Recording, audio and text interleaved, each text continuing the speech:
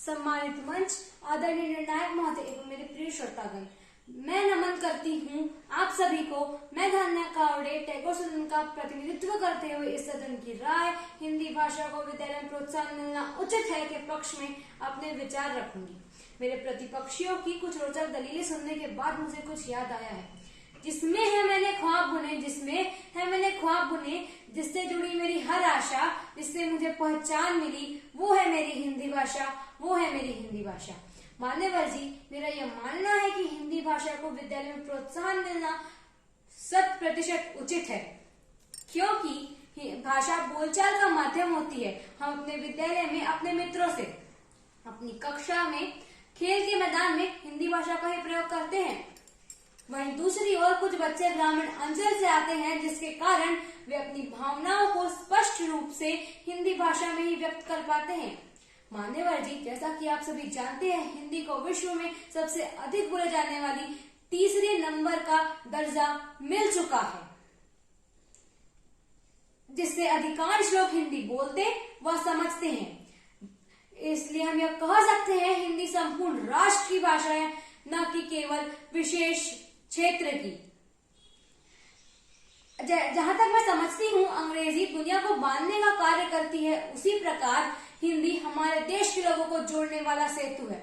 हम जब भी कहीं जाते हैं तो हम अपनी भाषा के साथ साथ अपनी वर्ण संस्कृति भी साथ ले जाते हैं, जिसका ज्वलंत उदाहरण है स्वामी विवेकानंद जी का शिकागो भाषण, जिसमें उन्होंने अमेरिकी भाइयों व बहनों को अगर संबोधित किया था, जिसने लाखों करोड़ों लोगों का दिल जीत लिया था। मान्यवर जी, मैं आपका ध्यान इस ओर आकर्षित करना चाहूंगी कि नई शिक्षा नीति विद्यार्थियों को अपनी क्षेत्रीय भाषा पढ़ाने का समर्थन करती है। अतः आज भी कई राज्यों में हिंदी राज्य भाषा या मातृभाषा के रूप में बोली जाती है। अतः विद्यालय में हिंदी भाषा को प्रोत्साहन मिलना 100% उचित है। अतः संस्कृत की लाडली बेटी हिंदी हमारा मान, सम्मान व अभिमान है। हिंदी को विद्यालय प्रोत्साहन मिलना इसीलिए भी उचित है, क्योंकि अगर हम इस बात पर गौर दें, हिंदी विद्यालय में कैसी पढ़ी व पढ़ाई जा रही है, तो अक्सर कर हिंदी शिक्षण वाला पक्ष हमसे छूट जाता है। हम इसे कविता, कहानी व उपन्यास के जरिए बचाने की बात करते हैं। जबकि हमें इस बात को नजरअंदाज नहीं करना चाहिए कि किस प्रकार हिंदी प्राथमिक कक्षाओं में भाषा शिक्षण में एक केंद्रीय भूमिका निभाती है। इसे जानने की आवश्यकता है कि एक बच्चे के व्यक्तित्व निर्माण में लोगों के साथ साथ भाषा के आधारभूत कौशल भी महत्वपूर्ण है, जो क्रमशः सुनना, बोलना, पढ़ना व लिखना है। मान्यवर जी, हिंदी को विद्यालय में प्रोत्साहन मिलने हेतु समय समय पर अन्य गतिविधियां कराई जानी चाहिए, जैसे कि कहानी वाचन, कविता वाचन, कहानी लेखन, कविता लेखन, लघु नाटिका, वाद विवाद, सुलेख, श्रुतलेख जैसी और कई अन्य गतिविधियां करानी चाहिए, ताकि छात्र अपने भावों की अभिव्यक्ता और अपनी व्याकरणिक अशुद्धि को सुधार सके।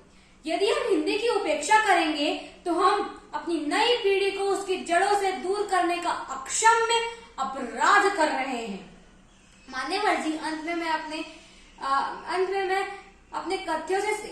इन तथ्यों से समाप्त करना चाहूंगी कि विद्यालय में हिंदी भाषा के साथ साथ अन्य भाषाओं को भी उतना ही प्रोत्साहन मिलना चाहिए, जिससे वह मुख्य धारा से जुड़ सके एवं छात्र नवाचार भी सीख सके। इसके बावजूद उन भाषाओं को सिखाने हेतु हिंदी की सहायता लेनी चाहिए, ताकि बच्चे समस्त विकसित हो सके। अंत में मैं यही कहना चाहूंगी, हिंदी हमारी शान है, देश का अभिमान है। हिंदी हमारी शान है, देश का अभिमान है। हिंदी का सम्मान यानी पूरे देश का सम्मान। हम वक्ताओं की ताकत है हिंदी भाषा, लेखकों का अभिमान है हिंदी भाषा। हर भाषा के शीर्ष पर बैठी हम सबकी प्यारी हिंदी भाषा।